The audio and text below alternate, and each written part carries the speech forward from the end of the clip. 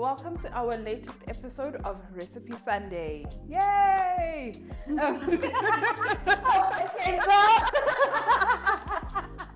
So for today's episode, we'll be talking mental health with a friend and colleague who's very close to my heart. And drum roll, please. Thank you. We've got Zanele Dlamini joining us. Yay!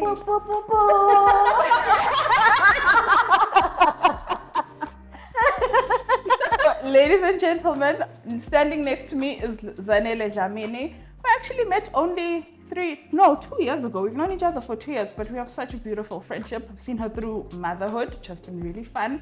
She's taught me a lot about mental health, and she's a clinical psychologist, and we also work very closely to each other.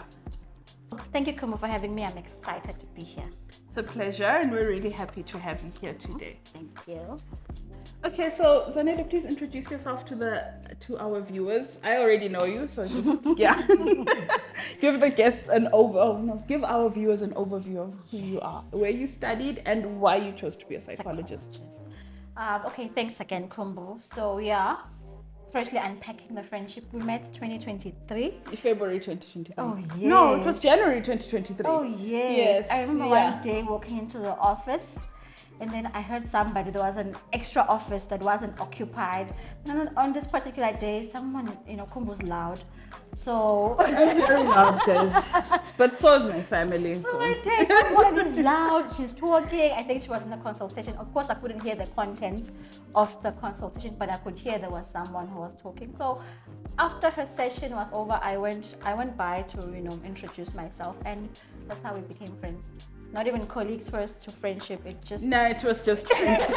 it just worked. It just worked. Yeah. So from there, it was uphill. She organized my baby shower.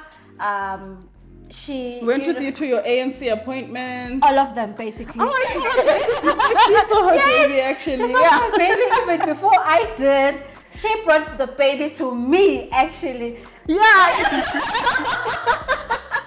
His first pictures were taken on my phone. And she was just so all over him. She was so much. I can't wait for her to be a mom. Don't put ideas in people's heads. We were not going to study locally. Yes. Yeah. Which is good. It opens up your mind. True. Yeah. SA was the destination. Okay. Right? So I think was admitted in Pretoria. And then again I applied to KZN. Okay. Got all admissions, but when I would apply for scholarship, I was denied. Yeah. So now 2013, a cousin of mine calls me randomly. She's like, "Oh, the scholarships to Russia, please apply." I said, "No, this one doesn't know me. I ain't going there." Now you speak fluent Russian. Right?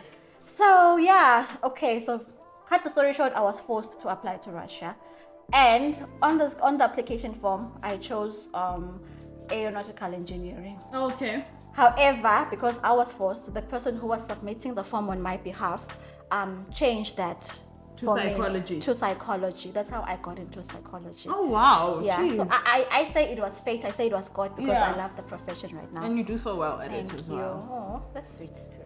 So I will be leading today's recipe. So we'll be making something that is really quick, because part of the objectives of the show is to also teach you guys recipes that are quick but still nutritious. So for today, we're going to do a one-pot meal. So we're doing a chicken and rice meal that will be done in one pot. So I'm going to guide Zanele through this recipe, and hopefully she'll learn something new today. Absolutely. Okay. Can't wait. All right, so let's get started on the cooking. Okay, so we've already prepared everything that we need. It's not cooked, so we'll cook along with you guys, or you'll cook along with us. Okay, so first thing we need is our chicken thighs. So these have already been rinsed and cleaned properly. We have about 5 of them in here, but you can go as high as 6. So here's the thigh. And obviously our thighs are not going to be plain, so we have to flavor them. So I've already mixed all our spices in here.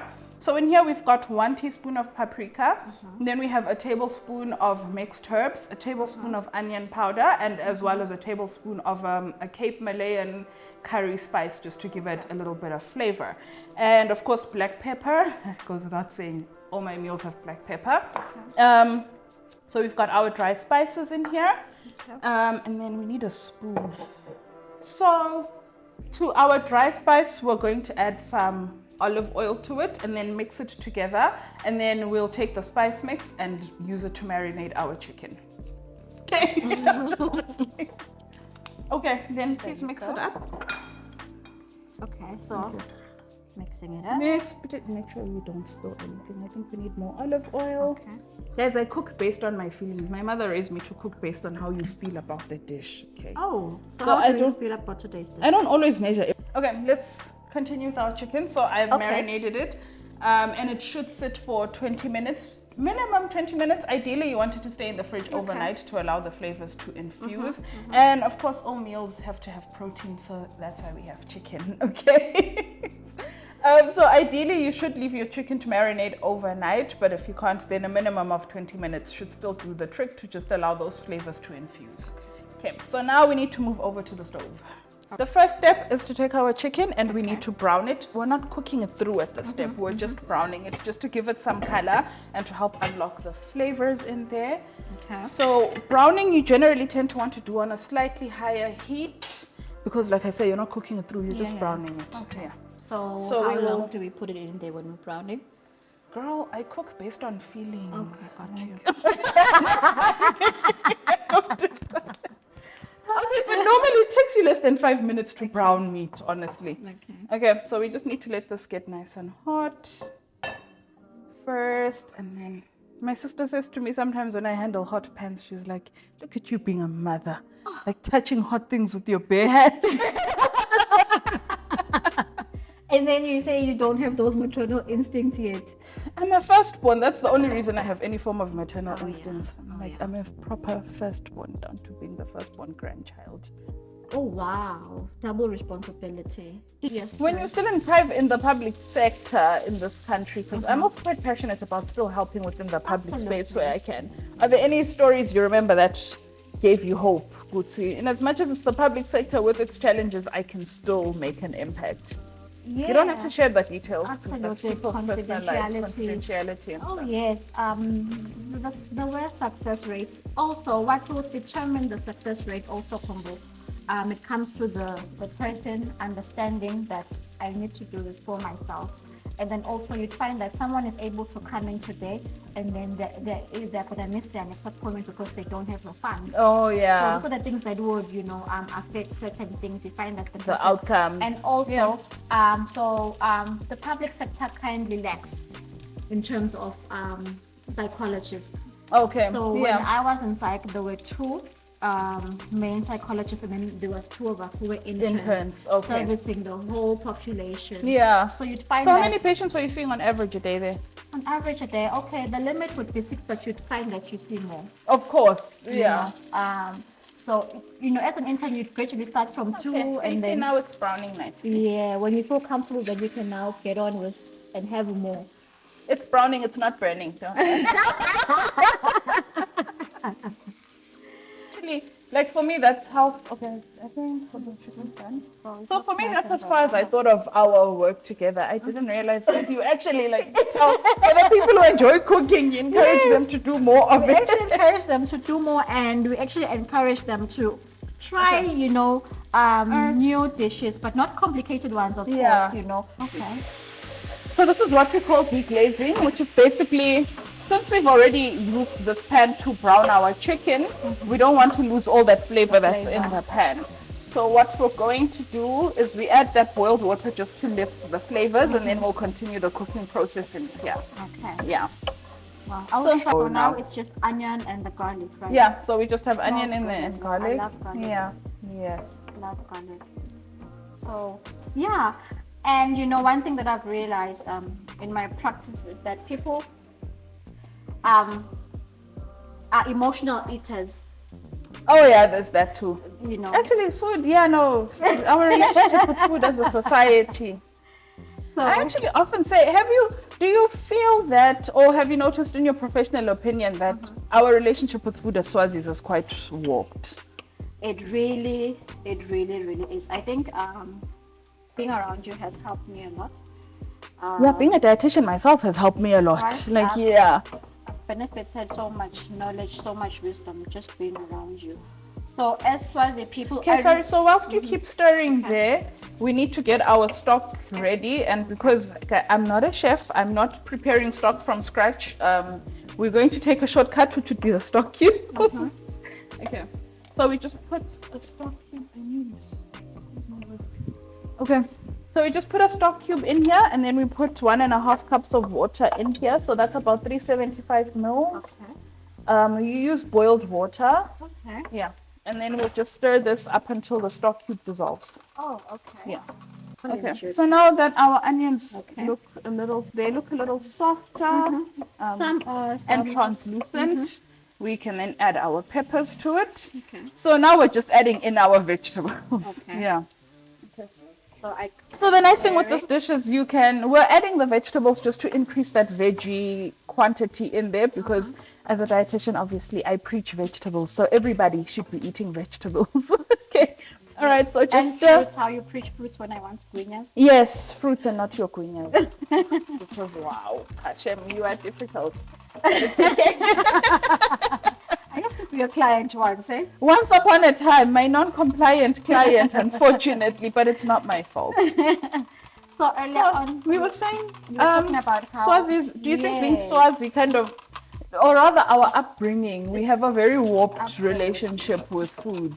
So, one thing that we tell our clients in therapy is, the art of unlearning things. Yeah. Like, as you said, certain beliefs, like in typical African context, like for breakfast, you have someone having like four big slices of bread. Yeah. And, when we dish up lunch or supper, it's a big bulk of pap or rice, Serving of carbohydrates. With plates and everything else. But one thing I've learned from you is the power of portion control. Yeah. Yeah. So I think those are the things that we really, really have to unlearn, especially that men need big plates, big servings. So, and unlearning and learning new things, because the science in food. Okay, so we just need to add some herbs to that. Okay. I already packed them away. Okay, so just to flavor our rice as well, because flavor is important. I often see people try to eat healthy meals and then they go bland and they start boiling everything. So we'll just put about a tablespoon of our mixed herbs again. Okay. So we're using herbs because they are salt-free and still very flavorful. So just stir that in for a few seconds and then we'll add our rice next. Yeah. One thing I realized once I became a dietitian is that as Swazis, when it comes to our relationship with food, I think we live in survival when it comes to food, which is again where you come in, because then I send everyone to you. And these are key things that will determine our health. Our health, exactly. Yes, yeah. Because if we don't eat properly, we might get develop a lot of medical conditions. Absolutely. Yeah. So any person's relationship with food is very, very important and must be. Okay, so those look nice and soft now. So next we're adding a cup of rice. Okay. So we're just going to add our rice in raw. Please stir it in. Stirring. Yes, please. Okay. So it's just regular long grain rice. I didn't go for basmati. Okay. That's so I think nice. So please stir it in. Okay. Yeah. Wow. Yeah. Already. Thank you. So it's important to be intentional, about our choices, lifestyle choices, actually. Yeah. True. I think more than anything, our parents worked hard to provide for us, but we the internet came with so much knowledge. We are empowered, so it's very, very important. All right. Okay. So now that is well coated with our spice, with our onion and all our flavors, okay, we just need to pour the stock mix over. Mm-hmm. Okay. Then we will pop our chicken right on top. Okay.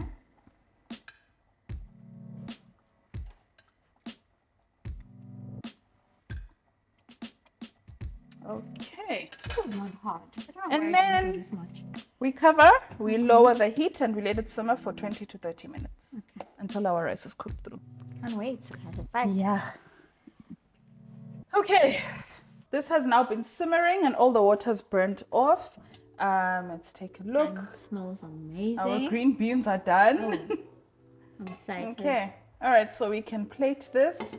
So here we have our very quick meal that was cooked in one pot with all our vegetables and all our protein, and then we can just plate.